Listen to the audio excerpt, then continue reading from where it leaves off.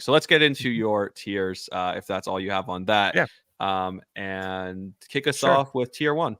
So I named tier 1 the elite, which is just, I don't know. And so again, Bobby Witt Jr. We didn't really talk about Bobby Witt, but you got to love Bobby Witt Jr.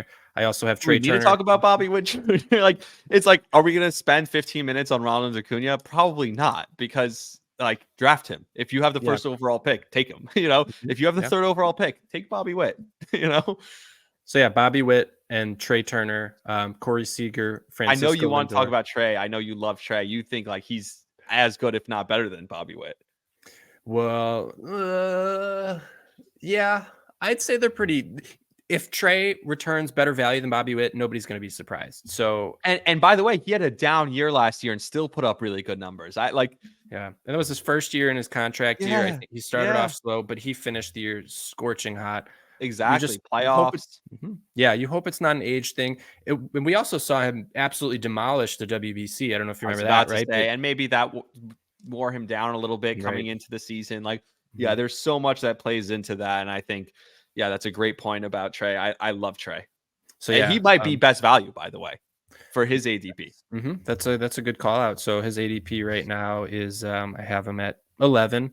But this was a guy who last year was going top 3 in most drafts. Like when we talked about with Jose Ramirez, like maybe being ADP like 6 or 7, and he's going to give you top 3. The same type of thing with Trey Turner. He give you a top 5 value at ADP 11. Yeah. So Bobby Witt, Trey Turner, Corey Seager, again, injury. This was kind of assuming no injury, but he's probably at the bottom of this tier now. I also have Francisco Lindor and Bo Bichette. I love Lindor. I wish Lindor. I don't know. Are you ever going to see him get back to the batting average numbers that he put up in Cleveland?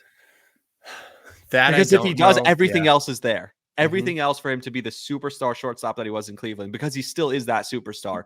It's just the batting average numbers that really fell off with the Mets. And if he could get back there, it's like, he's, again, another guy who you talk about as one of the best guys in fantasy baseball and for the Mets as a whole. Yeah, I'm not quite sure about the average. If the average will come back, I wouldn't be surprised if it stuck around. But at the same time, he also started off the year very slow. And for him to finish 30-30 is just phenomenal. So definitely buying in on Lindor. I mean, he's going at 25, so people are also buying in on him. Understandable. Dude's a beast. I think that's a good ADP for him. I'm not saying he's going to be outplay that by a ton, but I do think he is in that top elite tier.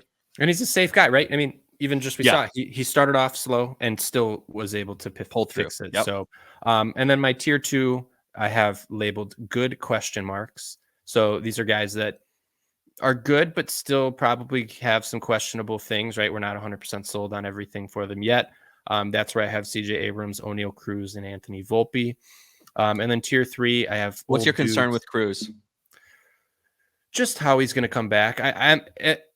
Actually, if I'm being honest, I am so much less concerned than I think most of the market is, and most of the people that I listen to are. A lot of people, not that they're concerned, they just want to see it again. He showed significant gains last year as a hitter. He's got a much better approach. He just didn't have time to really continue to show that. So I think people just want to see that again. Yep. Yeah. So people just want to see that again. But I mean, this dude has top 40, top 30 upside year in and year out. With he rakes and he's fast. Yeah. He hits the ball so hard. It is so much fun to watch. Like, it is like Stanton-esque of how hard he hits the ball. It's just 6'7" dude, just so much fun. So. And he just flicks his wrists at it, similar to Stanton. That's a good comp, because it's similar, where it's just like he's just throwing his hands at the ball and it explodes off his bat.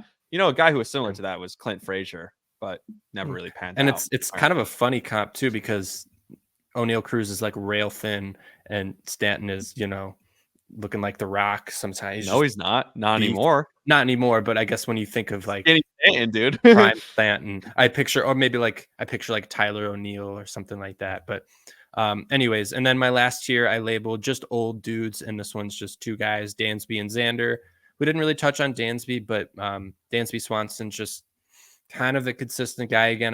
He's not going to win you your league. He's not going to lose your league. He's going to go out there and give you pretty average production across the board. He's exactly that guy that I talked about maybe last episode or 2 episodes, where it's like he's decent at everything, and sometimes that could kill you.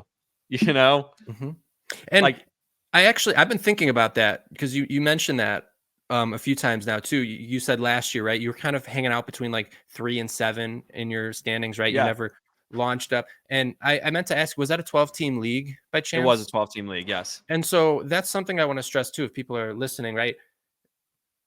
Know your league size, because the smaller leagues, 10 and 12s, that's when it makes sense to go take gambles, because there are going to be so many guys on waivers that just pop up. Those are the leagues where I'm not playing for a floor. I am playing for a ceiling, because I know that I can get waiver wire guys who are just as good as most other teams, typical players. So those are the ones I'm shooting for the moon for. I play in a lot of bigger leagues, so that's why I tend to shoot for floor. Dansby is definitely a floor play. So know your league size and know that how that's going to affect your draft strategy a little bit. Speaking of PSA, if anyone's looking for a 12-team American AL only league, I don't know. I have an uncle who's interested. I'm not even kidding. I saw him. He's like, hey, you know of any 12-team? I was like, I host a fantasy baseball podcast. I figured, if someone knows of it, they'll reach out to one of us. Hit us up. 12-team AL only league. Comment below. All right. And now your top 10 list, 10-1. Again, I do want to stress that this is ignoring a lot of guys that we've talked about, like Ellie or Mookie, stuff like that. So number 1, I have Bobby Witt Jr. Number 2, I have Trey Turner. Number 3, I have Corey Seager. Number 4 is Francisco Lindor. Number 5 is Bo Bichette. Number 6, CJ Abrams. Number 7, O'Neal Cruz. Number 8, Anthony Volpe. Number 9, Dansby Swanson. And number 10, Xander Bogaerts. There was one more thing that I wanted to say, but I'm forgetting it now. So yeah, again, the position strong at the top, falls off. I can't remember what I want to say. So if you don't have anything else, I think that does it for today's episode. Yeah, I think I'm good. Just make sure you ask some questions if you got any. I'd love to see some of your teams. People are already asking questions, so love to see some of your teams and, kind of help you guys out with your individual stuff as well as the bigger picture. So, yeah. Thanks, Ryan. Exactly. Like and subscribe, everybody, and we'll talk to you guys all again on Thursday. See ya.